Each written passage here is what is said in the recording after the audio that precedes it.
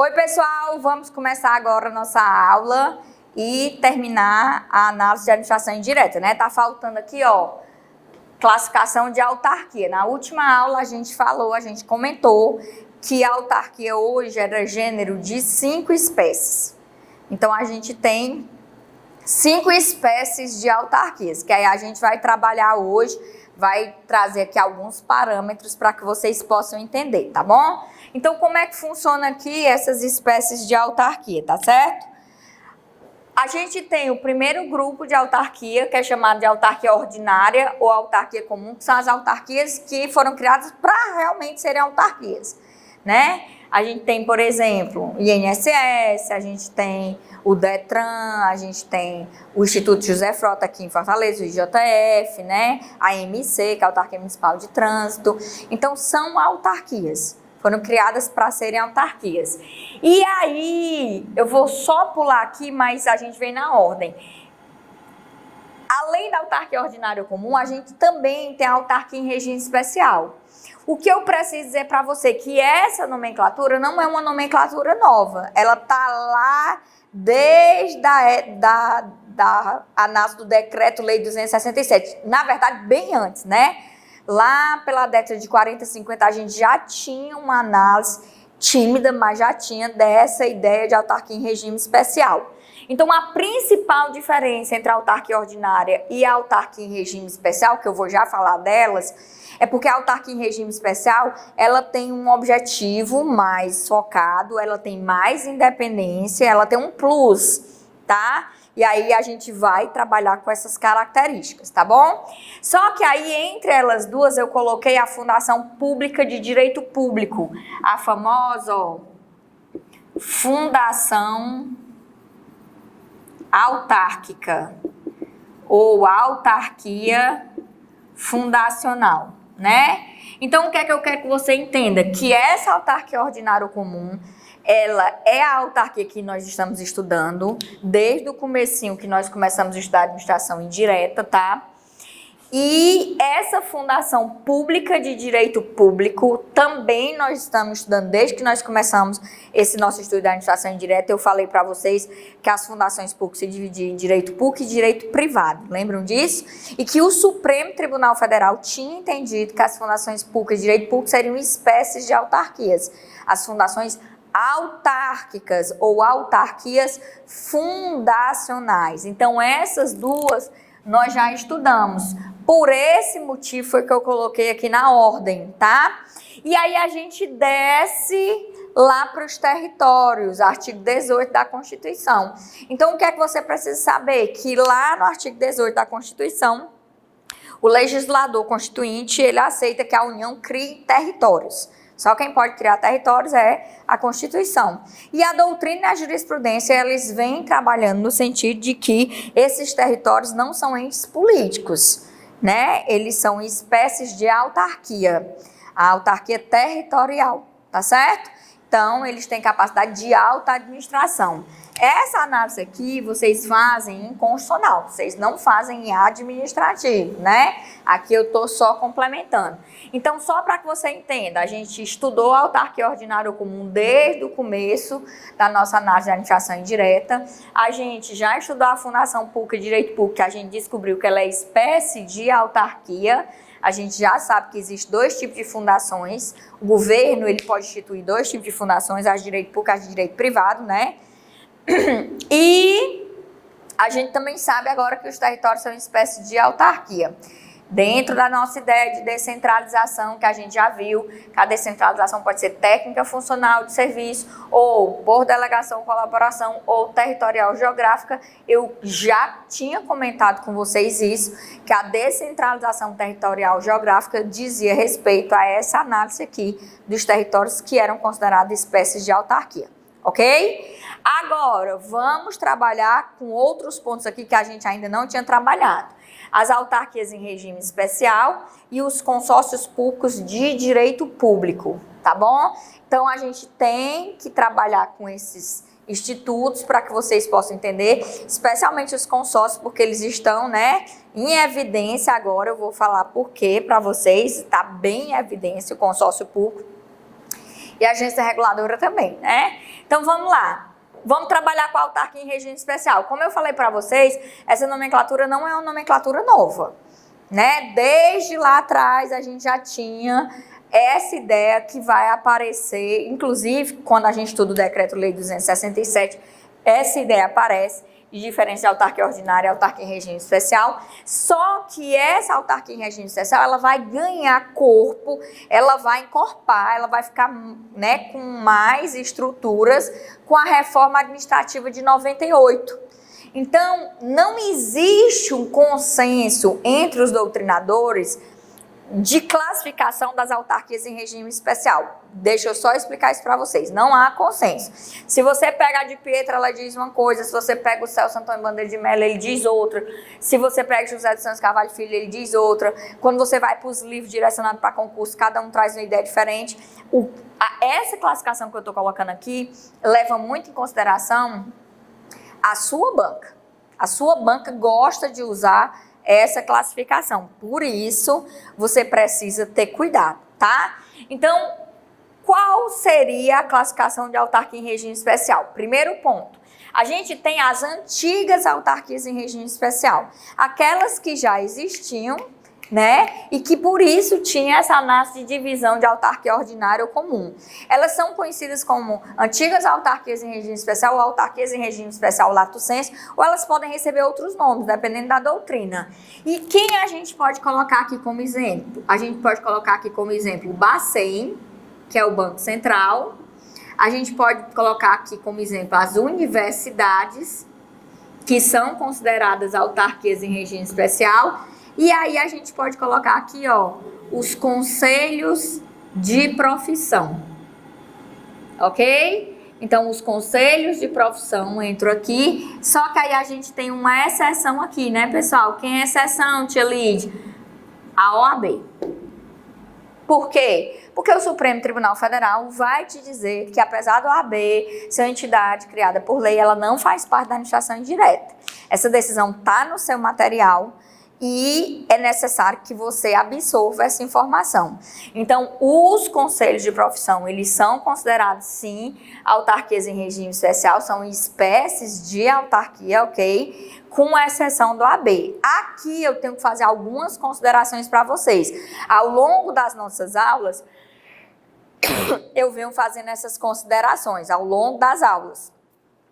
Pedindo para vocês colocarem a decisão do Supremo, que acabou de sair, alguma outra análise que vocês precisam saber. E aí eu vou repetir alguns pontos aqui relacionados a isso, tá? Primeiro, preste atenção. Conselhos de profissão são espécies de autarquia em regime especial, ok? A exceção, OAB, não entra. No material de vocês, eu coloquei a decisão do Supremo. Deixa eu achar aqui. A decisão do Supremo. Pronto. Lá no capítulo 2, que a gente está no capítulo 2, né? Que é o maior capítulo que a gente tem. Chega da agonia de não sair desse capítulo, mas hoje a gente sai dele, Deus quiser. Tem assim, jurisprudência, organização administrativa, lá no final do capítulo 2. E aí a primeira jurisprudência é o AB não integra a administração pública indireta da União, ADI 3026. Então, vou colocar aqui, ó, STF, ADI 2036, ok?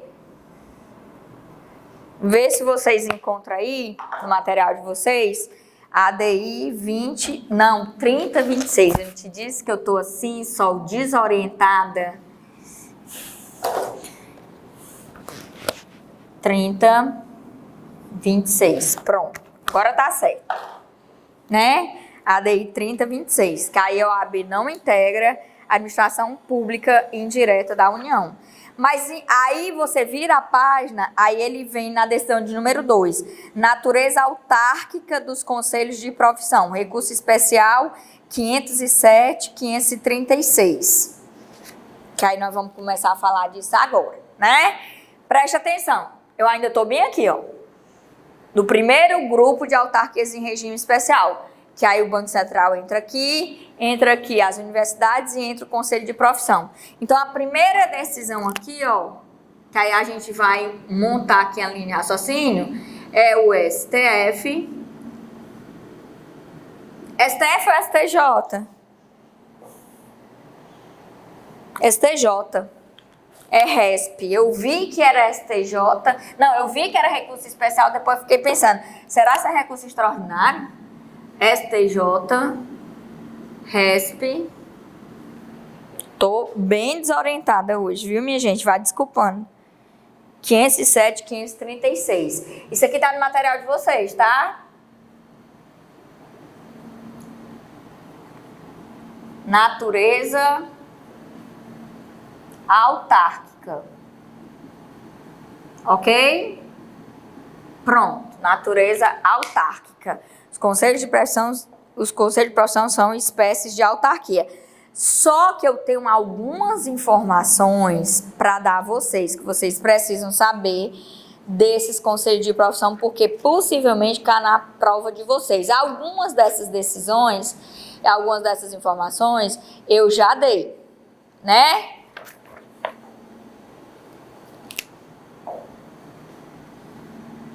Presta atenção. Vou dar duas decisões aqui para vocês. Essa primeira tá no material de vocês, tá? Essa primeira aqui, ó, o RESP 507, 536 diz que é natureza autárquica. Essa outra que eu vou dar aqui, que é do STF, eu já comentei ela aqui, né? Que é a ADC, foi uma decisão conjunta, ADC 36, ADI 5367 e a DPF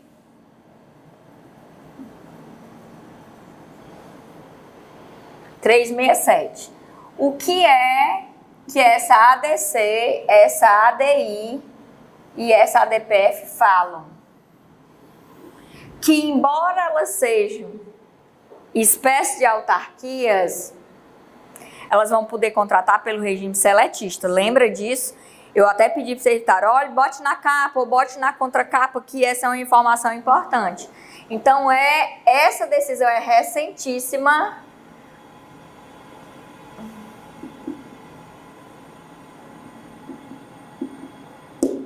E aí elas podem contratar pelo regime seletista, tá? Mas tem que fazer concurso, lembra disso, né? Tem que abrir todo o processo. Tá bom? Foi um julgamento conjunto que declarou inconstitucional o parágrafo 3º do artigo 58. Tá certo? Pode deixar aí para eles copiarem, tá?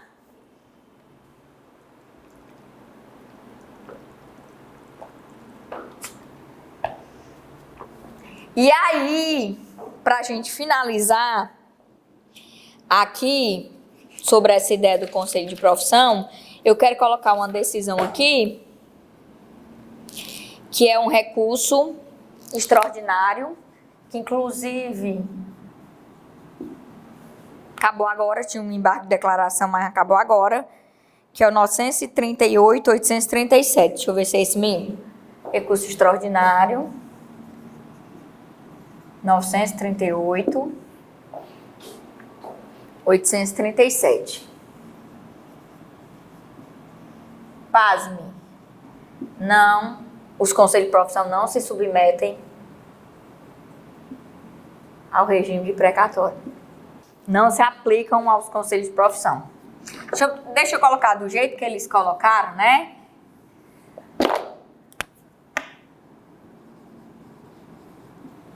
Do jeito que tá lá na decisão.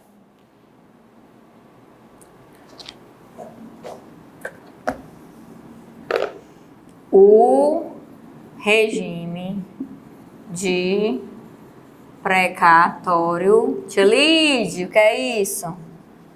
Não se aplica aos conselhos de profissão. Essa decisão vinha se arrastando desde 2017 e agora STF passou a faca. Recente aqui, tem umas semaninhas, tá bom? tinha essa decisão, aí teve embargos, aí o negócio rolou, até que recente mesmo, tem uns poucas semanas, a STF bateu o pé e confirmou. Mas, ó, apesar de não se submeter ao regime de precatório, os bens são considerados impenhoráveis, viu? Então, tem que ter cuidado. Tia Lídia, eu estava entendendo quase tudo.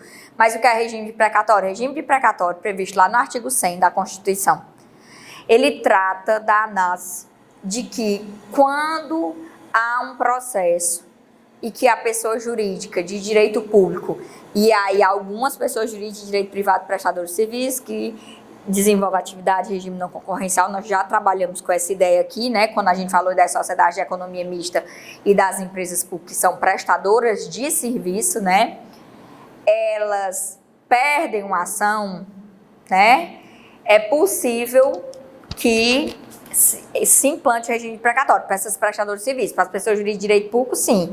Só que para isso acontecer, a Constituição trata da questão de deixar uma parte do orçamento para pagamento de dívidas decorrentes de decisões judiciais, né?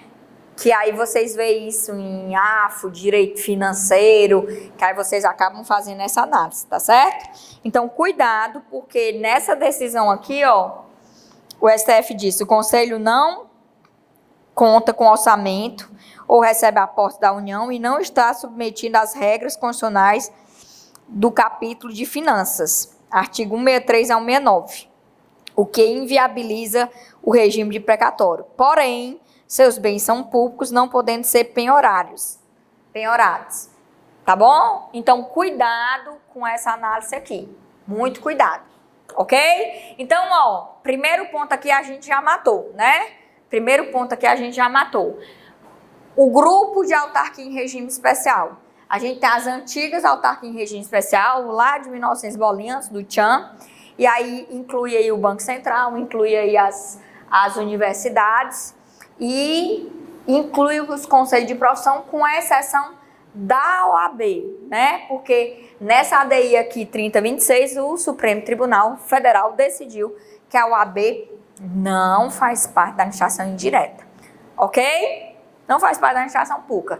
E aí, sobre os conselhos de profissão, as decisões mais recentes que você deve estar antenado, porque sua banca anda perguntando isso, é o RESP, lá do STJ 507 e 536, que diz que os conselhos de profissão têm natureza autárquica, né? São uma espécie de autarquia, e a autarquia em regime especial, e as decisões do STF. A decisão conjunta na ADC, ADI e ADPF, que é recentíssima, que diz que eles podem contratar pela CLT, e a decisão do recurso extraordinário 938-837, que diz que os conselhos de profissão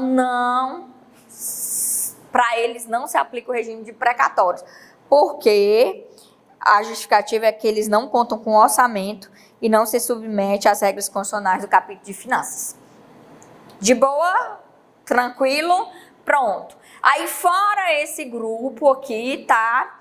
A gente vai ter, fora essa análise aqui, a gente vai ter mais duas análises, que são as agências reguladoras e as agências executivas. Deixa eu te chamar a atenção aqui para uma coisa. Essas duas figurinhas aqui, elas vão aparecer para a gente com a emenda constitucional 19 de 98, a análise de reforma administrativa, tá bom? Então, a gente vai ter uma grande reforma administrativa em 98, e aqui a gente tem alguns pontos para trabalhar dentro dessa análise de reforma. Primeiro, a gente vai trabalhar com as agências reguladoras.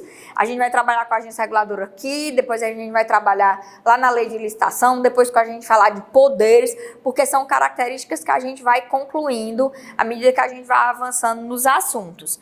Vocês têm aí no material de vocês uma tabelinha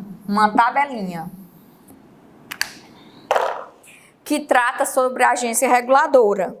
E aí nós vamos ler essa tabelinha e eu vou fazer algumas considerações para vocês a respeito da agência reguladora. Então, eu quero que vocês coloquem aí no material de vocês no capítulo 2, vocês procurem o item 2.3.3, classificação de autarquia. Aí, quando vocês encontram o primeiro grupo aí, é a agência reguladora. Inclusive, a gente tem que fazer uma retificação aí, tá errado. E eu só notei agora, né? Eu fiz revisão e passei por cima. Sei não, viu? Vamos lá. Vê se vocês encontram aí. Deixa eles procurarem aí. 2.3.3, tá? O item.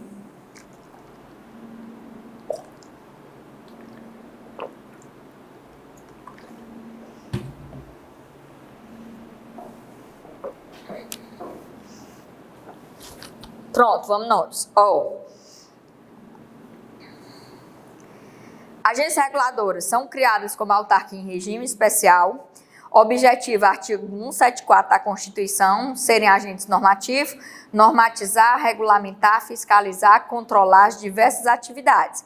Para exercer esse papel, ela acaba tendo mais autonomia e liberdade que as demais autarquias. Não tem função legislativa, pois não tem capacidade política. Sobre os dirigentes das autarquias, nomeação do executivo com aprovação do legislativo, tem mandato fixo com estabilidade, período de quarentena. Nesse período de quarentena, você vai fazer uma retificação do seu material, que eu já vou ajeitar para as próximas apostilas. O período de quarentena, ele mudou de 4 meses para 6 meses, né? Quando a lei específica expressamente não mencionar, aplica-se a Lei 9986 de 2000. Houve uma alteração na Lei 9986 de 2000 recente, né, em decorrência da Lei 13.848 de 2019, e o período de quarentena foi para 6 meses. Bote aí, em vez de 4, bote 6 meses. A quinta característica das decisões, não cabe recurso hierárquico impróprio para o órgão revisor. Artigo 174 da Constituição, como agente normativo e regulador da atividade econômica, o Estado exercerá na forma da lei as funções de fiscalização, incentivo e planejamento, sendo este determinante para o setor público e indicativo para o setor privado. Vamos tentar entender um pouquinho do que seria a agência reguladora, a partir dessas características que eu dei aí para vocês. Então, a primeira coisa que eu preciso que você entenda aqui, ó, presta atenção. Vou até isolar isso aqui para que você possa entender. Eu tenho a análise de serviço público, né? Aqui, ó. E essa análise é feita pelo poder público, que aí você sabe que ele pode fazer através da administração direta, União, Estado, DF e municípios, e ele pode fazer também através da administração indireta, que aí vem as autarquias, as fundações públicas, as sociedades de economia mista e as empresas públicas, ok? Então, a gente tem essa análise aqui de serviço feito pelo poder público, tá certo? O que é que acontece? Há um entendimento na década de 90 de que é necessário enxugar essa estrutura, porque essa estrutura ela está muito pesada. E há uma necessidade de passar a execução desse serviço para a mão do setor privado. Essa possibilidade de passar esse serviço para a mão do setor privado, ela vai acontecer de duas formas, tá? Para que você possa entender. Ela vai acontecer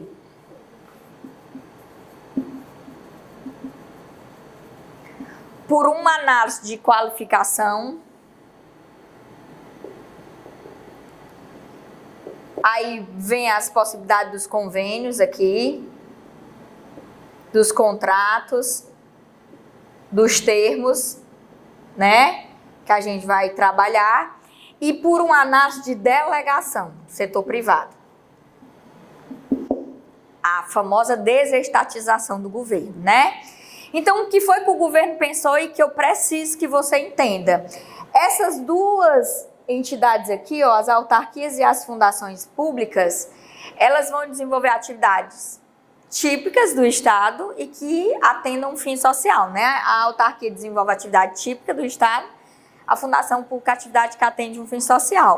E aí o governo estava achando a máquina muito pesada. Então, o que é que o governo vai fazer? O governo vai trabalhar com um processo de poder passar essa atividade para a mão do setor privado pela análise de convênio, pela análise de contratos, pela análise de termos e traz essa ideia de qualificação para pensar numa possível extinção dessas entidades ou numa diminuição dessas entidades. Então, essas entidades ou elas vão diminuir drasticamente lá na década de 90 ou elas vão ser extintas, tá certo? E o serviço passa para a mão do setor privado dentro dessa análise de qualificação, com convênio, termo de parceria. Aí surge na sua vida aqui as famosas OS, as famosas OCIPs, né? As entidades de apoio, a análise das organizações não governamentais, que a gente vai falar ainda hoje, que vai se encaixar na ideia de terceiro setor, desenvolver atividade, porque aí vem a análise de desenvolver atividades sem fins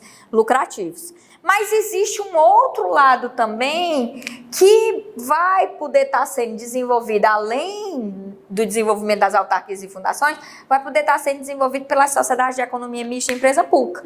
A gente já te explicou que o que é que acontece? A prestação de serviço é desenvolvida por todas as entidades, há uma classificação de serviço público, os serviços podem ser administrativos, sociais ou comerciais ou industriais, e há uma tendência natural da prestação de serviço público com natureza comercial ou industrial ser desenvolvida pelas sociedades de economia mista e empresas públicas. E aí o que é que o governo vai fazer? Mesmo linha de raciocínio. Ou ele vai diminuir drasticamente isso, ou ele vai extinguir, né, essas entidades, e o serviço que essas entidades estavam fazendo passa para a mão do setor privado por delegação, pela análise de concessão, pela análise de permissão. Lembre-se que eu tenho uma análise de autorização aqui, ato, tá? Que é diferente da autorização daqui, ó, que é uma autorização constitucional, que você encontra lá no título 8 da Constituição, tá certo? Então, são autorizações diferentes.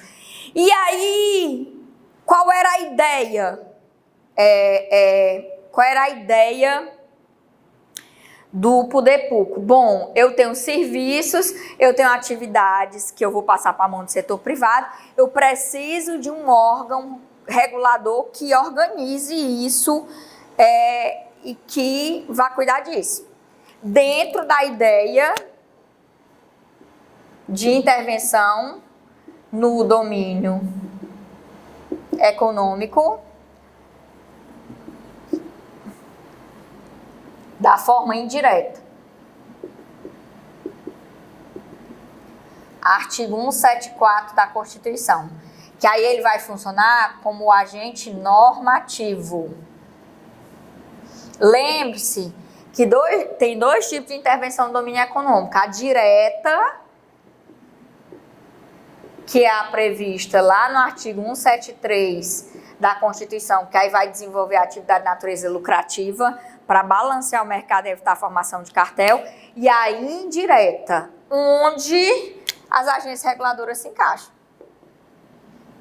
né? Então, as agências reguladoras, elas vão trabalhar nesse papel aqui, ó, de fazer a intervenção do domínio econômico na forma direta. Lógico que eu estou falando de uma atividade nuclear, mas que existem outras atividades para a agência reguladora fazer. Mas estou falando da atividade nuclear. Então, o que é que acontece aqui? Deixa eu tirar isso aqui daqui, porque senão vocês vão se desorientar. Vou botar aqui OS, OCIP, bem aqui, tá? A ideia de terceiro setor. Então, o que é que o legislador constituinte vai fazer? Vai fazer uma reforma administrativa, emenda constitucional 1998, vai trazer esse modelo lá dos Estados Unidos, é um modelo americano, onde seria necessário organizar uma estrutura para fazer esse papel de regular e fiscalizar o desenvolvimento de atividades. Eu quero que você entenda que a agência reguladora ela vai ter um papel importantíssimo, por quê? porque ela vai regular a atividade e vai fiscalizar a atividade que não vai ser feita apenas pelo setor privado, mas também continua sendo feita pelo setor público. O exemplo mais claro que a gente tem que está no auge é a Anvisa, né? A Anvisa, nesses últimos meses, ela tem ficado muito em evidência e isso trouxe um debate acalorado para que você possa entender essa análise das agências reguladoras. Então, a agência reguladora, ela, aqui no Brasil, perdeu um pouco da força que tem lá nos Estados Unidos, porque o sistema dos Estados Unidos é totalmente diferente, né? E aqui ela vai ser instituída como espécie de autarquia, sendo espécie de autarquia, ela não vai poder legislar, e vocês têm que ter cuidado com isso, as entidades de administração indireta, elas não legislam, ela vai sim ter poder regulamentar, que a gente vai discutir bem isso quando a gente for estudar poderes, tá? Não se desoriente, porque nós vamos estudar essa ideia de poderes, o poder regulamentar, mas isso não é capacidade legislativa, isso é capacidade administrativa, tá? Então, cuidado com isso. E ela vai funcionar como esse agente normativo, o agente regulador e fiscalizador da atividade, que aí está aqui no artigo 174 da Constituição, que ele diz assim: como agente normativo e regulador da atividade econômica, o Estado exercerá na forma da lei as funções de fiscalização, incentivo e planejamento, sendo este determinante para o setor público e indicativo para o setor privado. Então, esse é o primeiro ponto. E aí, quais são as características da agência reguladora? Primeira característica, ela não vai se tornar uma autarquia ordinária comum, ela vai ser uma autarquia em regime especial. Por quê? Porque ela vai vir dotada de uma certa independência de atuação. Ela vai ter uma blindagem para que ela não possa sofrer interferências políticas. Ela vem com uma característica de ser uma estrutura técnica, né? Funcionar como um agente normativo e ter essa blindagem. O que essa blindagem traz para que você possa entender? Primeira característica aqui, ó. Primeira característica. Os dirigentes dela, eles não têm cargos de confiança, que são aqueles cargos de livre nomeação e livre exoneração. Não tem. Eles são, sim, indicados pelo Executivo, com a aprovação do Legislativo, isso nas 3 esferas, tá? Que isso fique bem claro.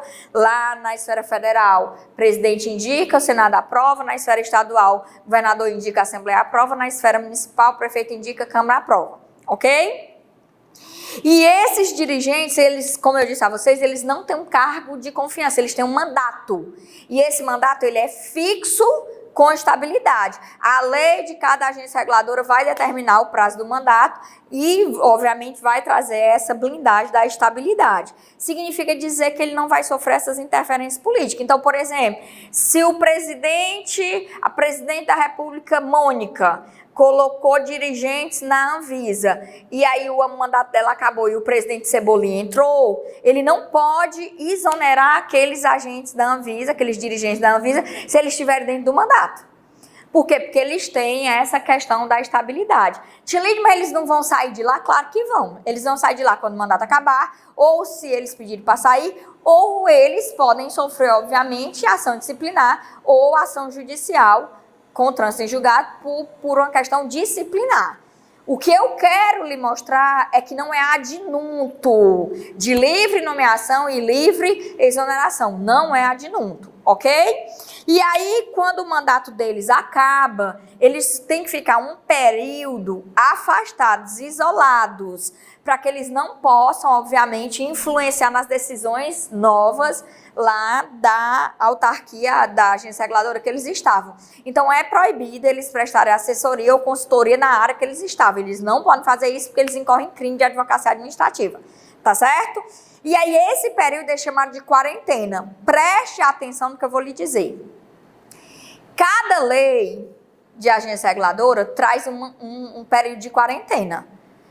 A Lei 9986/2000 diz que na ausência da descrição desse período, aplica-se a regra geral que agora, por mudança da Lei 13.848, é de 6 meses, mas que até 2019 era de 4 meses. Esse período é usado quando a lei da agência reguladora lá não traz esse prazo, tá certo?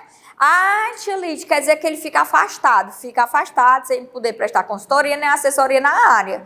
Lembre-se que isso vai incorrer em crime, se ele fizer. E o período de quarentena agora é 6 meses. Tia Lídia, deixa eu só te fazer uma pergunta assim, nada a ver? Claro que tem a ver. E nesse período ele não vai ganhar nada, vai morrer de fome? Claro que ele vai ganhar, ele vai ficar ganhando como se estivesse trabalhando normal lá no mandato, né? No cargo de dirigente. Se desoriente não, tá bom? Aí pra gente finalizar aqui, ó, eu vou trabalhar com uma ideia que a gente normalmente trabalha em controle, mas que eu já vou trabalhar aqui. Deixa eu te explicar aqui que ideia é essa, ó. Quando eu tenho as entidades da administração direta, União, Estados, DF e municípios, que eles dão vida à entidade da administração indireta, né? Que aí são as autarquias, fundações públicas, sociedades de economia mista e empresas públicas, a gente sabe que surge entre eles uma relação. E que essa relação ela não é de subordinação, ela é de vinculação ou coordenação, também conhecida como controle finalístico. E na esfera federal ela é chamada de supervisão ministerial. E eu ainda tenho aqui a ideia de tutela administrativa. Tá? Quando a gente fala da ideia de tutela, a gente caminha para a análise de controle da administração. O que é que eu quero lhe mostrar? Há um entendimento majoritário de que as decisões dadas aqui, as decisões dadas dentro das entidades da administração indireta, elas só podem ser revistas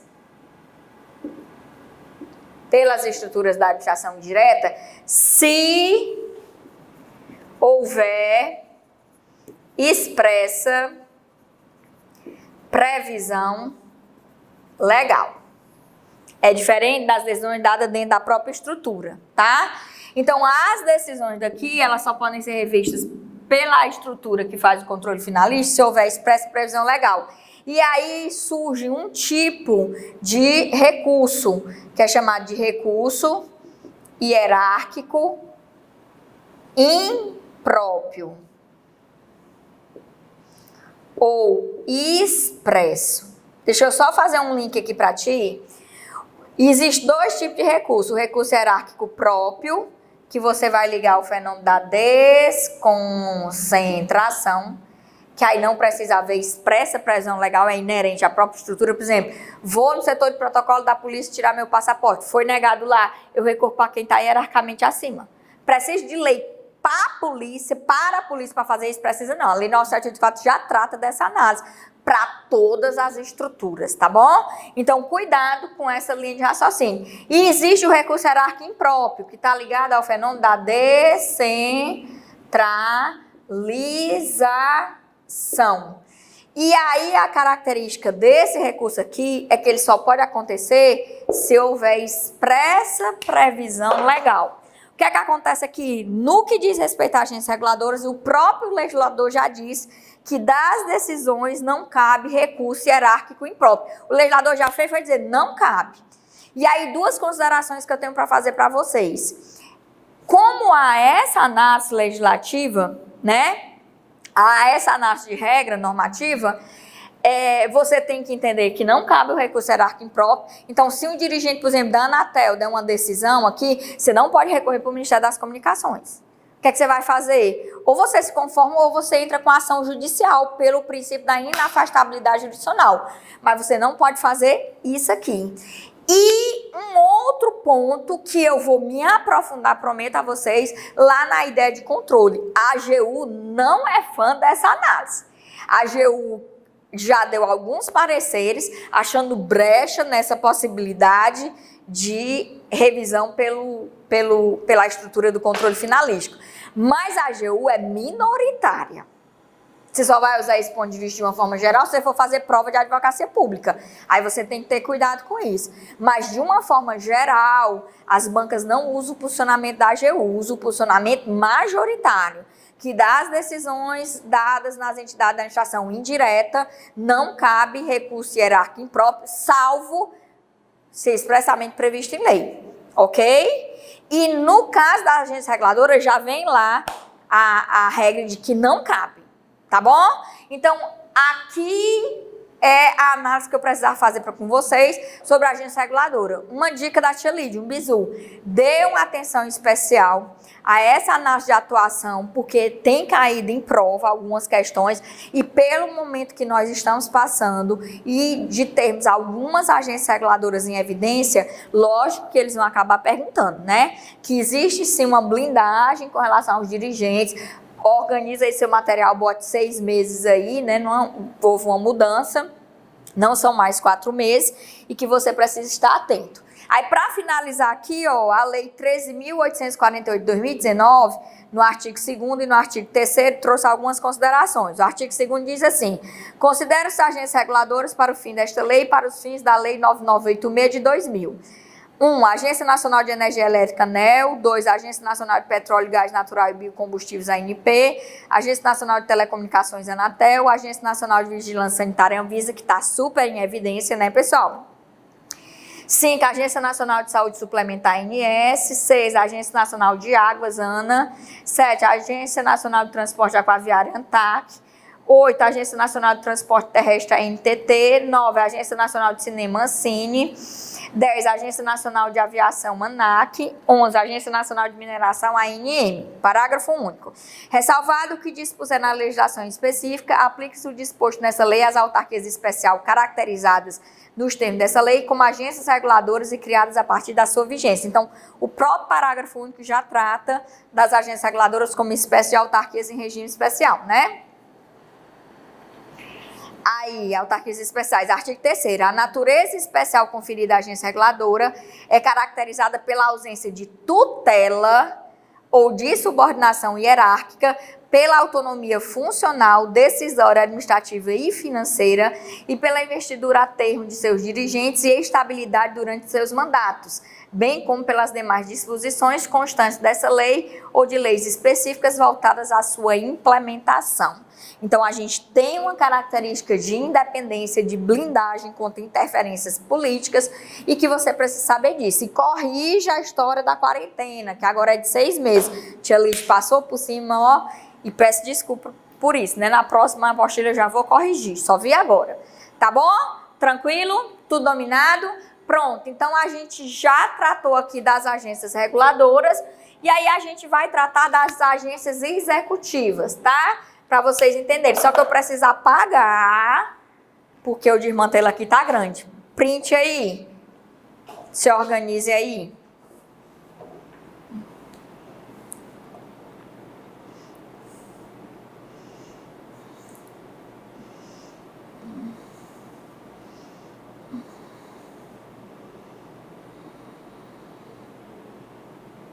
Vamos lá, ó. Agora vamos falar das agências executivas, tá certo?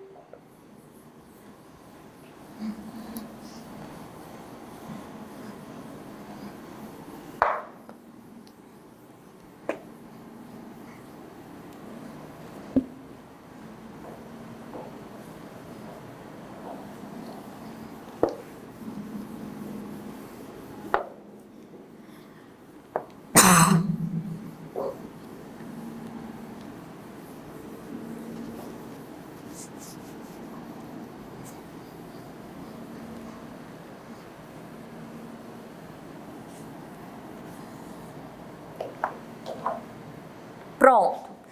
Agora a gente vai trabalhar com as agências executivas, que aí eu quero que vocês virem a página para a gente trabalhar com a agência executiva. Eu fico botando as anotações, meu povo fica anotando aqui e jogando aqui para vocês entenderem.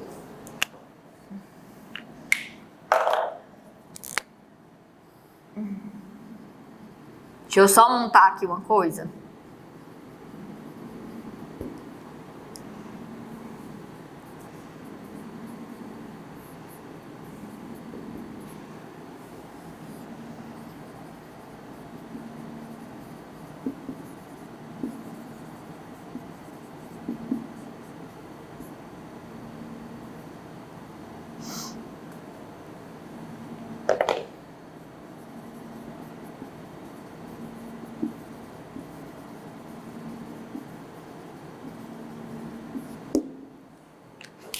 Pronto. Fixa aqui que a gente vai começar a trabalhar com as agências executivas, tá bom?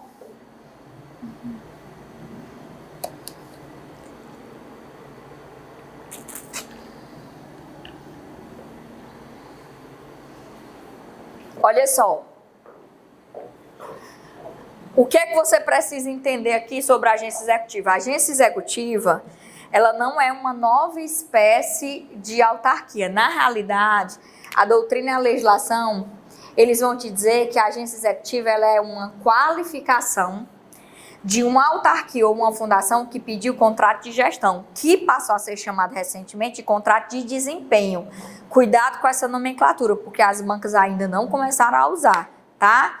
E aí era chamado de contrato de gestão. O que é que eu preciso que você entenda aqui para que você possa absorver? Porque aí a gente vai trabalhar com o artigo 37, parágrafo 8º da Constituição, lá da Reforma Administrativa e Emenda Constitucional 19 de 98, ok? E a gente vai também trabalhar com a Lei 9649 de 98. Então, o que é que eu quero que você... Eu já vou deixar aqui porque eu vou acabar usando aqui também. Então, ó, eu vou ter aqui a ideia de poder público, tá? Em sentido geral, tô falando aqui de administração direta, tá certo? Aí eu vou ter aqui órgãos, autarquia,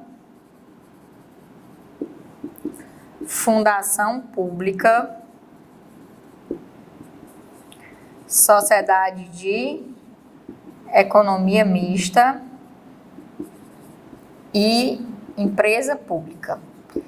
Para que a gente possa entender essa ideia, a gente vai primeiro fazer leitura do artigo 37, parágrafo 8º da Constituição Federal, ok?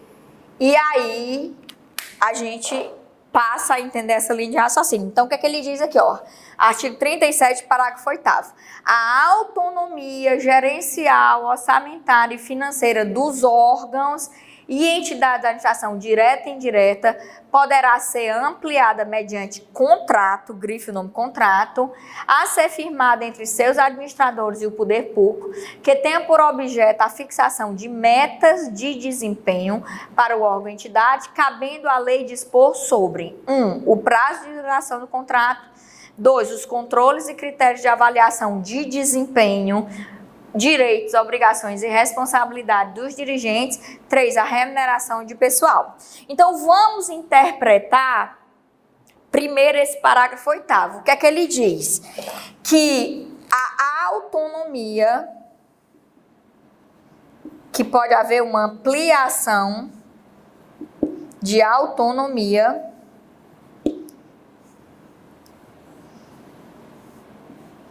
gerencial, orçamentária e financeira, o famoso GOF, né? Gerencial, deixa eu ver se eu botei na ordem, porque senão vocês se desorientam, né? Botei na ordem. Gerencial, orçamentária e financeira de órgãos e de entidades da administração indireta. Como é que você deve interpretar isso? Primeira coisa que você tem que entender. Esses órgãos, que aí é dentro do análise de subordinação, e essas entidades, que é dentro do análise de vinculação, eles podem fazer um projeto. Esse projeto tem que ser baseado no princípio da eficiência, ok? E ele tem que colocar esse projeto em andamento. Presta atenção. Coloca esse projeto em andamento e aí esse projeto tem que visar o melhorar de desempenho. Ele tem que desenvolver atividade para melhorar o desempenho dessas estruturas, tá?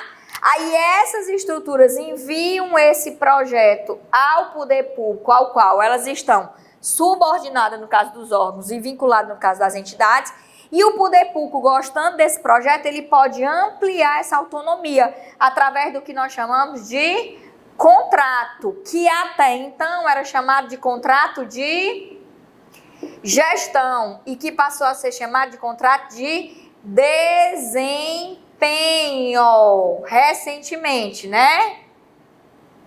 E a gente vai ver como é que as bancas vão se comportar nesse sentido. Então, o que você precisa saber é que qualquer estrutura da administração pública, seja órgão ou entidade de administração indireta, pode fazer um projeto baseado no princípio da eficiência para tentar melhorar o desenvolvimento da sua atribuição, da sua atividade.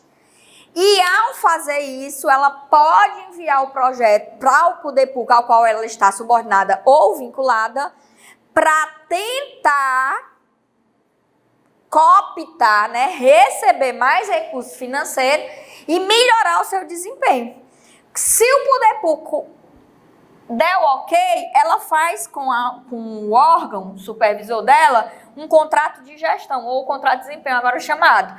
E aí ela ganha mais liberdade de atuação, ampliação da autonomia gerencial, mais dinheiro para gastar para poder atingir as metas do projeto dela, que é a contrapartida. Ó, você tem mais liberdade de atuação, mais dinheiro, mas você tem que cumprir as metas do projeto. Então, o primeiro ponto que eu preciso que você entenda é que essa ampliação de autonomia, o GOF, autonomia gerencial, orçamentária e financeira, ela não atinge só autarquias e fundações, ela atinge todas as estruturas da administração pública, de acordo com o artigo 37, parágrafo 8º. Qualquer uma dessas estruturas pode fazer um contrato de gestão, um contrato de desempenho com o seu órgão supervisor, né, dentro da subordinação ou vinculação, para desenvolver as metas do projeto, atingir as metas do projeto, obviamente recebendo dinheiro para isso. Tranquilo aqui, tendo mais autonomia, tendo mais liberdade. Tia Lide, me dê exemplo. Vou dar exemplos hipotéticos aqui para você entender. Vamos supor, hipoteticamente, que a Receita Federal faça um projeto baseado no princípio da eficiência, onde ela pense em aumentar a arrecadação dela anualmente 2%. Né, até atingir um certo patamar. Então, ela manda lá para o órgão supervisor, o órgão supervisor de boa, achou fantástico, faz com ela esse contrato, ok? Aí, vamos colocar aqui a autarquia, vamos colocar a Universidade Federal do Ceará, o UFC. Quer melhorar a nota do ENAD, que é aquela nota final, que aí avalia as universidades, né?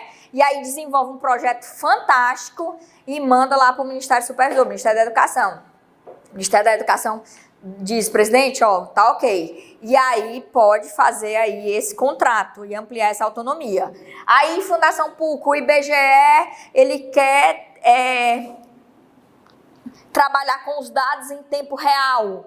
E aí ele quer dar para todos os licenciadores um tablet e que isso seja passado em tempo real para um servidor no Distrito Federal. Então, ele monta um mega projeto fantástico, manda para o órgão supervisor, o órgão supervisor faz contrato de gestão.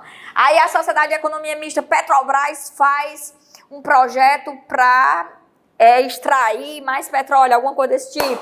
E a empresa de Correios e Telefone inventa uma nova forma de comunicação, manda o projetozinho lá para o órgão supervisor. Tudo isso que eu estou dizendo é uma análise hipotética, só para que você possa entender essa linha de raciocínio. Que aí a gente vai já chegar em análises reais, tá? O que eu preciso lhe mostrar é que todo mundo aqui pode fazer essa ampliação de autonomia através desse contrato. Aí tem que cumprir as metas do projeto, tá certo? Mas que vai ter mais independência de atuação, vai ter mais liberdade, mais dinheiro para atuar. Pronto, tia Lide, eu entendi tudo, tia Lide. Agora me explica o resto, lhe explico. Já entendeu que todo mundo aqui pode fazer esse contrato, entendeu? Pronto, agora vamos para uma análise mais específica. A Lei 9649 vai te dizer que quando esse contrato ele for feito por uma autarquia ou uma fundação, essa autarquia ou fundação vai receber uma qualificação de agência executiva. Perceba, quem pode fazer o contrato? Todo mundo da administração pública, órgãos e entidades de administração indireta. E quem recebe qualificação para fazer esse contrato? Só as autarquias e fundações. Aí elas passam a ser qualificadas como autarquias em regime especial. Entendeu a linha de raciocínio? Então, ó, Lei 9649 de 98, artigo 51. O Poder Executivo poderá qualificar como agência executiva a autarquia ou fundação que tenha cumprido os seguintes requisitos. 1. Ter um plano estratégico de reestruturação e desenvolvimento institucional em andamento. 2. Ter celebrado contrato de gestão grifa, aí puxou 7 e bote, ou desempenho, né, que o nome agora é desempenho, com o respectivo Ministério Supervisor. Parágrafo 1º, a qualificação como agência executiva será feita em ato do Presidente da República, um decreto, né, meu povo? Parágrafo 2º, o Poder Executivo editará medidas de organização administrativa específicas para as agências executivas, visando assegurar a sua autonomia de gestão, bem como a disponibilidade de recursos orçamentários e financeiros para o cumprimento dos objetivos e metas definidas no contrato de gestão. Até aqui tá de boa? Pronto. Então, a gente fecha essa análise aqui, ó.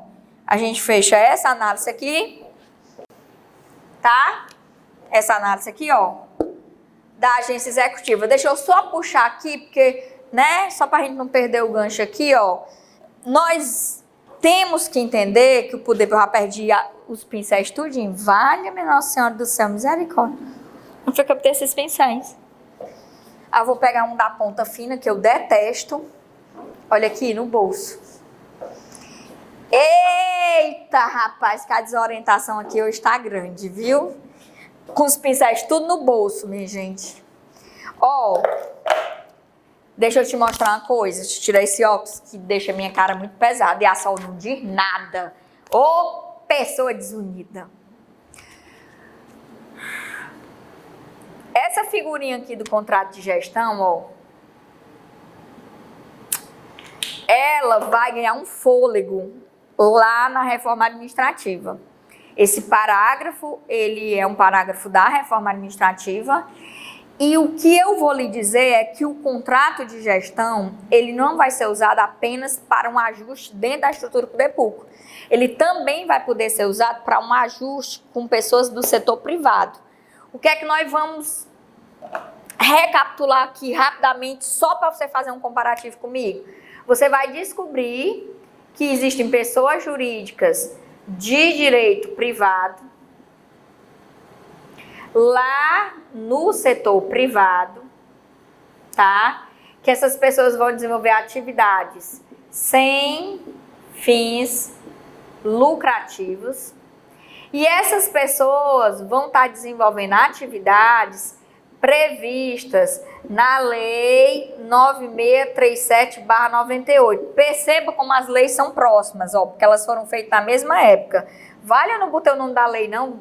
Misericórdia, Lei 9649 de 98. Pronto, desculpa, perdão. Então, o que é que vai acontecer? Essas pessoas jurídicas de direito privado que vão estar desenvolvendo atividades sem fins lucrativos, elas vão poder mandar para o poder público também um pedido de suporte. Ó, eu desenvolvo atividades sem fins lucrativos, eu estou precisando que você me dê um suportezinho bacana, tá? E aí o poder público discricionariamente vai avaliar os requisitos dessas atividades e vai poder fazer com essas pessoas também um contrato de gestão. Perceba que o contrato de gestão tanto aparece dentro da estrutura pública como lá no setor privado. Quando essas pessoas jurídicas de direito privado que desenvolvem atividades sem fins lucrativos conseguem fazer um contrato de gestão poder público, elas são qualificadas como organizações sociais. As famosas OSs, tá? Então, OS, OCIP, que faz parte do que nós chamamos de terceiro setor, elas não são novas pessoas. Elas correspondem à nomenclatura de qualificação de uma pessoa jurídica de direito privado que desenvolve atividades sem fins lucrativos, que fez com o poder público ou um contrato de gestão, no caso da OS, ou um termo de parceria, no caso da OCIP. Tá certo? Mas eu tô lhe mostrando isso para que você possa entender, tá? para que você perceba que o contrato de gestão é uma figurinha que não vai aparecer só dentro da análise do poder público, ela também vai aparecer nas relações com o setor privado. Lembra que eu acabei de te mostrando aí a análise de qualificação? Tá bom? Pronto. Então, eu tenho essa análise aqui de agência executiva. E aí, a gente passa agora para entender o consórcio público, que também está super em evidência e que nós vamos trabalhar aqui. Vou beber uma água, pode deixar lá na estrutura, tá?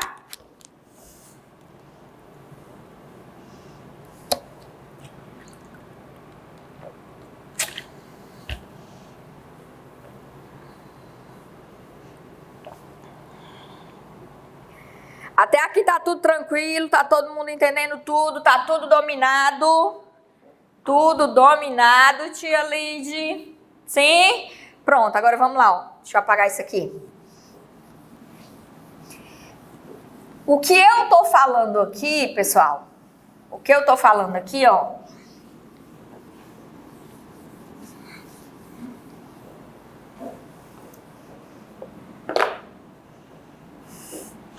eu venho numa crescente, tá?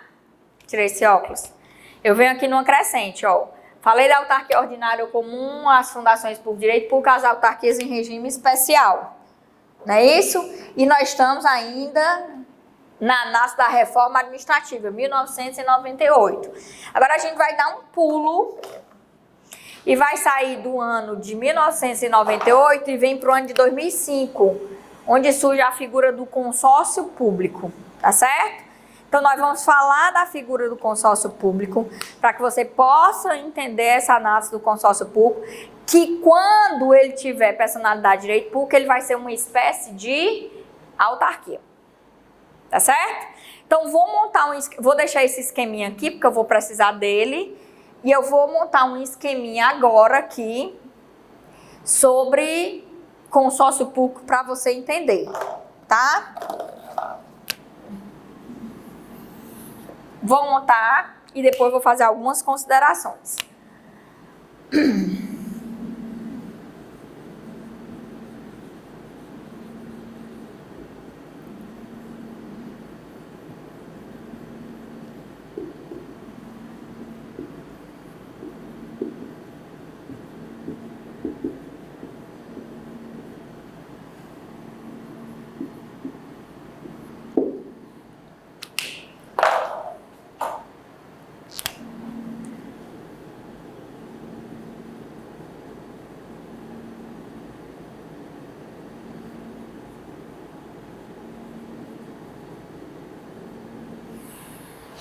Sem óculos e totalmente desorientada.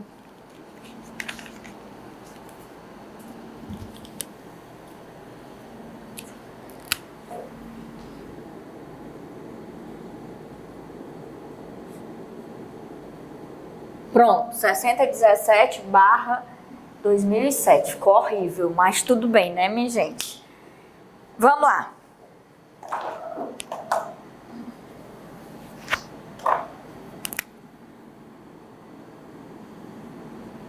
O que é o consórcio público? O consórcio público é uma pessoa jurídica que vai poder ser de direito público. Que aí nós vamos entender algumas características aqui. Ou de direito privado.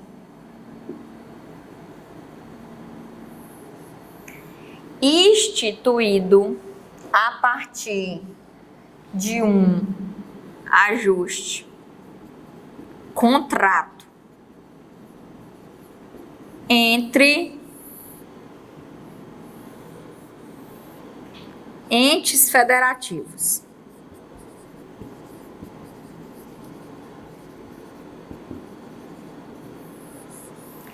Para consecução de objetivos comuns. Então, vamos começar aqui dentro dessa análise. O consórcio público, ele é uma pessoa jurídica que nós vamos descobrir que ela pode ser de direito público ou de direito privado, Se ela for de direito público, ela tem que ser instituída obrigatoriamente na forma de associação pública. E o artigo 6º, que é um dos artigos que mais cai em prova, ele vai te dizer que, sendo uma pessoa jurídica de direito público, vai fazer parte da administração indireta dos entes envolvidos.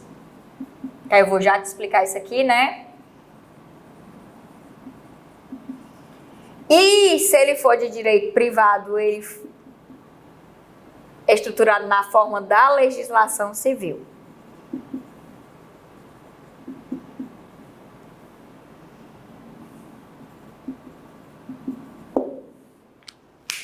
Vamos primeiro discutir isso aqui, né? É possível criar um consórcio público. Não confunda consórcio público com consórcio de empresa, consórcios administrativos. Tem nada a ver com isso aqui não, tá? Por exemplo, empresas que trabalham no ramo de transporte público se unem para formar uma só empresa. Se unem em consórcio para poder pegar uma linha de circulação. Isso não é consórcio público, é consórcio de empresas, que aparece lá na lei de licitação. Lá na lei da concessão e da permissão de serviço público, entendeu? Então, cuidado com essa análise. O que nós estamos falando aqui é de um consórcio que só pode ser instituído por entes federativos. Tia Lide, me ajude, que são entes federativos. Os entes políticos ou estatais. Nós estamos falando aqui de quem? Da União, dos estados, do Distrito Federal e dos municípios. Então, só quem pode instituir consórcio público são os entes federativos. E eles vão fazer isso para quê? Para desenvolver objetivos comuns que sozinhos eles não estão conseguindo fazer ou não estão atingindo uma análise de eficiência que eles gostariam. E aí eles vão juntar forças, dar vida a uma nova pessoa para desenvolver essa atividade. Cuidado com essa linha de raciocínio. Então, a lei vai te dizer que essa pessoa pode ser de direito público ou de direito privado. Se for de direito público, ela tem que necessariamente ser instituída na forma de associação pública, tá? Necessariamente na forma de associação pública, que é o que a lei vai te dizer e que a jurisprudência dos tribunais vão confirmar e que a doutrina também vai trabalhar com isso. Que quando isso acontece, ela vai acabar fazendo parte da administração dos entes envolvidos. Por exemplo, vamos supor hipoteticamente que o município de Fortaleza, o município de Maracanaú, o município de Maranguape, Caucaia e Exep formam um consórcio de direito público, que é uma característica bem comum aqui de Ceará, ser de direito público. Então, se isso acontecer, ele vai ter que ser instituído na forma de associação pública e ele vai fazer parte da administração indireta de Fortaleza, ao mesmo tempo de Maracanaú, ao mesmo tempo de Caucaia, ao mesmo tempo do Eusébio, ao mesmo tempo de Maranguape. A doutrina tem chamado essa característica de ente multifederado ou multifederal, que só quem tem essa característica é o consórcio público de direito público, tá? Se uma questão disser assim, toda autarquia é um ente multifederal, tá errado. Olha o tanto de autarquia que eu tenho. Então, não funciona, né? Tá certo? Tranquilo? E se ele for de direito privado, ele tem que ser instituído na forma da legislação civil. Pode ser uma associação? Pode, associação normal, né? Associação civil. O que é que eu quero lhe chamar a atenção? Existe duas doutrinas aqui. Duas doutrinas. Existe uma doutrina que entende que ele, sendo de direito privado, ele não faz parte da administração indireta, mas ele vai ser uma pessoa mantida e controlada pelo poder público, sofrendo incidência de regras de direito público. E existe uma segunda doutrina que entende que ele faz parte da administração indireta. E questões. Eu, particularmente, já peguei questões que perguntavam as duas coisas, né? Afirmava as duas coisas. Mas o que eu tenho percebido da sua banca é que anda prevalecendo no entendimento de que essa pessoa de direito privado é uma pessoa mantida e controlada pelo poder público, sofrendo incidência de regras de direito público. Tá certo? Então, a gente tem esse grupo aqui. E aí, uma característica, ó, pessoal. É muito comum ser criado consórcio para área de saúde, resíduos sólidos, questão de saneamento, educação, é muito comum. E nós vamos já falar, porque eu vou dar umas dicas aqui para vocês, tá? Então, esse consórcio, ele é uma pessoa jurídica que agora você sabe que pode ser de direito público ou de direito privado. Sendo de direito público, tem que ser instituído na forma de associação e vai fazer parte da administração indireta de todos os entes envolvidos. Sendo de direito privado, ele é instituído na forma da legislação civil, onde nós temos duas doutrinas. Um entende que esse consórcio de direito privado, ele é mantido e controlado pelo poder público, mas não faz parte da administração pública, embora sofra incidência das regras de direito público. E a outra que entende que faz, tá? Que não é a que tem prevalecido. E essa pessoa jurídica, ela vai ser instituída a partir de um ajuste de um contrato feito pelos entes federativos para a consecução de objetivos comuns que eu acabei de dar exemplos aqui. Saúde, educação, saneamento, resíduos sólidos, né? Tranquilo? Como é que funciona isso aqui? Alguns pontos você precisa saber. Logo nos primeiros artigos ele vai trabalhar. Só quem pode fazer isso é ente federativo. Então, a lei diz que a União pode formar consórcio com o Estado, com o Distrito Federal e com o município. Mas para a União formar consórcio com o município, tem que ser chamado o Estado do qual esse município se encontra. Não pode ser união direta com o município. Os estados podem fazer consórcio com a União, com outros estados, com o DF e também com os municípios. E os municípios com outros municípios, com o estado, com o DF e com a União. Só que para fazer com a União, tem que chamar o estado no qual ele se encontra. Aí eu já vou trabalhar com ponto. Tinha um parágrafo aqui que ele nem chegou a ser ventilado, quando a lei saiu ele já, né?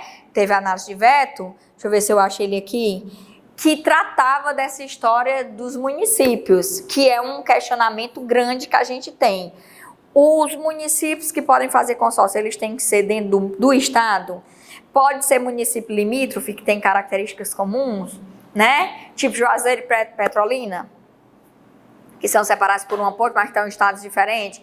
Então, há um questionamento muito grande no STJ sobre isso, muito grande, que não há consenso dentro dessa análise.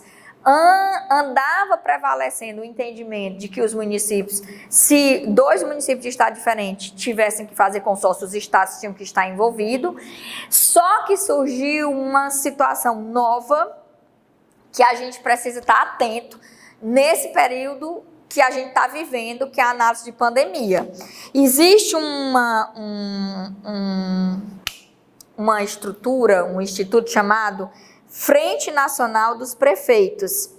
E essa Frente Nacional dos Prefeitos, ela montou um consórcio nacional que já tem interesse de adesão de mais de 2.000 municípios, que é chamado de consórcio Conectar, para que eles possam, 2.599 municípios já se manifestaram, dizendo que vão aderir ao consórcio, para que eles comprem diretamente a vacina sem precisar do intermédio da União. Tudo isso, ó, com o aval do Supremo Tribunal Federal, viu? Então, a gente está esperando isso acontecer, porque está num processo de execução, né, dessa frente nacional, para entender o formato desse consórcio. Porque o que é que vai acontecer? Se esse consórcio for formado nos moldes da Lei 11.107, ele vai de encontro ao que o STJ defendeu até agora, porque são consórcios de todas as regiões do Brasil, que não necessariamente os estados vão estar envolvidos, e que eles vão estar dentro de uma análise de objetivo comum, que é comprar diretamente da empresa que vende a vacina sem esse intermédio da União. Então, vamos ficar atentos a isso, tá? Por favor, para que a gente veja aí uma grande mudança acontecendo, tá certo? Agora, deixa eu te explicar aqui, ó. Deixa eu tentar te explicar. Esse contrato, ele tem um documento chamado Protocolo de Intenções, que é o documento preliminar de ajuste. Não sei mais nem botar intenções. Ei, tá difícil. Meu Pai misericordioso. Minha gente, pelo amor de Deus. protocolo de intenções, que precisa de autorização legislativa, regra geral, né? Precisa de autorização legislativa de cada ente, tá?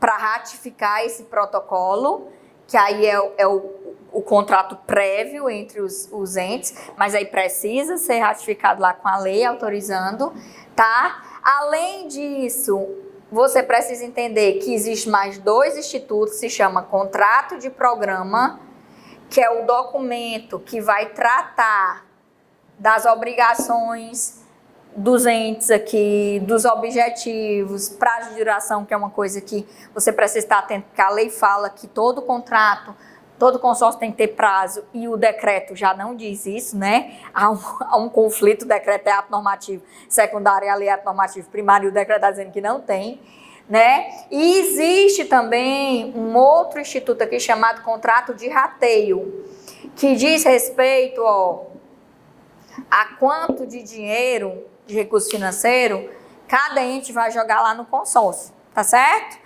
Além dessa análise, você precisa entender que é necessário um representante aqui do consórcio, né? Esse representante, segundo a lei, tem que ser um dos chefes do executivo envolvido.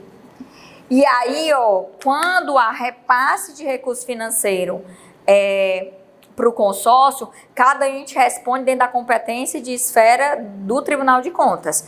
E o representante, quando ele está gastando lá o dinheiro, quando ele está na gestão de dinheiro, ele tem que fazer prestação de contas com o ente dele também, tá?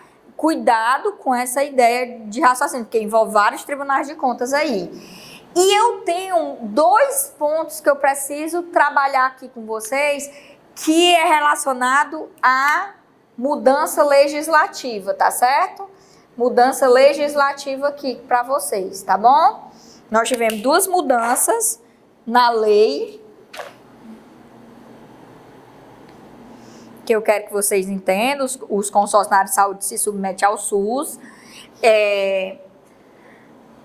Lá na lei de licitação existe uma análise de que o consórcio pode ser contratado com dispensa de licitação, e aqui também tem. E também existe uma outra análise, e está previsto lá no artigo 24 da lei 8666, que aí a gente vai falar se a lei nova vai trazer isso ou não, né? E também existe uma análise no artigo 23, parágrafo 8º, que trata da possibilidade de dobrar os valores do artigo 23 para limitação das modalidades, né? Se o consórcio tiver até 3 entes ou se ele tiver mais de 3 entes, que aí isso a gente trabalha quando a gente trabalha com a lei de licitação. Mas vamos falar aqui de 2 mudanças na lei que eu preciso trabalhar com vocês. A primeira mudança, ela está lá no artigo 6º, parágrafo 2º. E ela é uma mudança de 2019, tá? O que é que acontece aqui? Em 2019, houve uma mudança no artigo 6º, parágrafo 2º, uma mudança substancial, onde ele diz que o consórcio público, seja ele de direito público ou de direito privado, vai contratar seu pessoal pelo regime da CLT, que antigamente não era assim, tá? Se fosse de direito público, tinha que usar a análise do regime jurídico dos entes envolvidos ou contratação temporária por excepcional interesse público. E se fosse consórcio de direito privado, CLT. Agora não, mudou tudo para a regra da CLT. Ele diz assim, parágrafo 2º. O consórcio público com personalidade jurídica de direito público ou privado observará as normas de direito público no que concerne a realização de licitação, celebração de contratos, prestação de contas e admissão de pessoal, que será regido pela consolidação das leis do trabalho, aprovada pelo Decreto-Lei 5452 de 1943. Ele foi lá e arrastou uma regra lá da década de 40. E até agora o STF não se manifestou, viu? De jeito nenhum. E aí existe mudança na lei agora de 2020, que você precisa estar atento com as mudanças de 2020, né? Artigo 8º sofreu alterações. Aí, 2020, deixa eu ver se foi só o artigo 8º. Foi. Não, foi não. Artigo 8º, 11, 12, né? Tivemos mais. Tivemos algumas alterações aí em 2020. Deixa eu procurar se tem mais. Tem, com certeza. Artigo 13 também. Artigo 13 também. Acho que até o 18. Deixa eu pegar isso aqui, para não dar informação errada. Tá? Puxar aqui. Só um instante.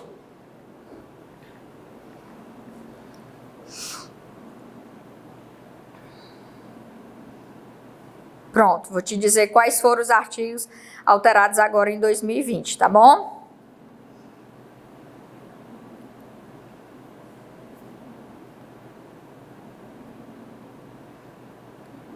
Tão lento.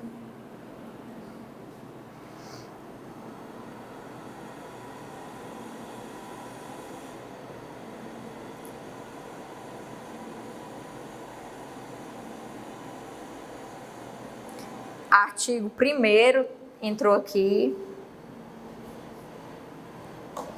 Artigos 1º, 8º.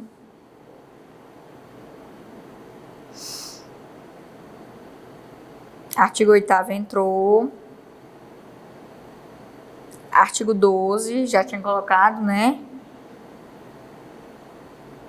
Artigo 13 também.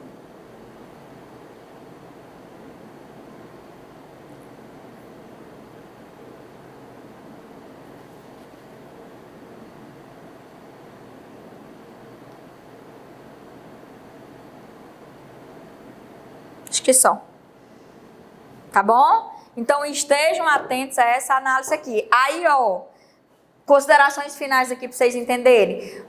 Tia Leite fala de um consórcio bem conhecido aqui no estado do Ceará. O estado do Ceará é campeão de consórcio, tá? As policlínicas do governo.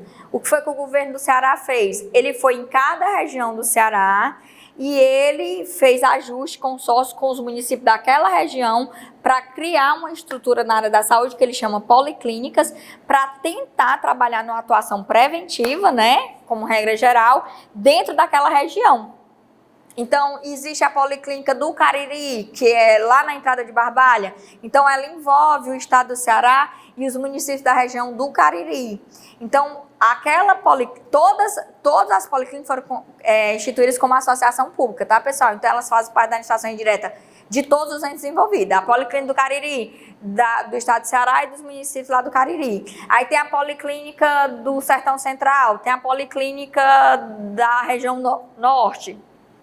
Tem a Policlínica dos Inhamuns. Então, ele foi em cada região e fez policlínica. E tem essa agora do consórcio, né?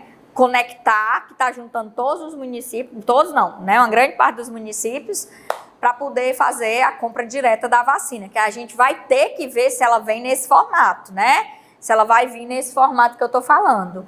A gente tem um consórcio aqui, Maranguape-Maracanaú, que é relacionado a resíduo sólido. Maranguape colocava o lixo em Maracanaú, Maracanaú colocava em Maranguape. Fizeram um consórcio e aí resolveram o problema do lixo. Aí, como eu disse a vocês, a característica aqui dos consórcios aqui do estado do Ceará é eles terem personalidade de direito público. Já no sul, pessoal, a característica é ter personalidade de direito privado. Interessante, né? A análise de cada estrutura. Tá bom? Então, essa é a análise. Aí, deixa eu lembrei agora de uma coisa que eu acabei não falando das agências reguladoras e agências executivas, né? Um exemplo de agência executiva aqui muito conhecida é o Inmetro. O Inmetro fez um projeto que tinha como intuito fazer um controle de qualidade de tudo que chegar na mão do cidadão, mandou para o órgão supervisor deu ok e fez contrato de gestão, né? Prazo mínimo, que aí ele fica sendo avaliado de 1 ano, que faz tempo, né? E o IBGE mandou também, fez um projeto, essa história dos tablets de tempo real, ela não é mentira, não. Só que tá para ser aprovado e até agora não tenho notícia desse contrato se foi feito. E aí, para finalizar aqui, ó, é possível uma agência reguladora conseguir contrato de gestão e se qualificar como agência executiva. A gente teve essa situação com a ANEEL. A ANEEL conseguiu, entendeu? Então, ela é agência reguladora e está agência executiva. É possível? Sim, é possível. Tudo dominado?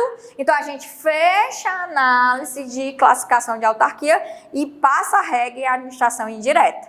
De boa? Tranquilo? Pronto.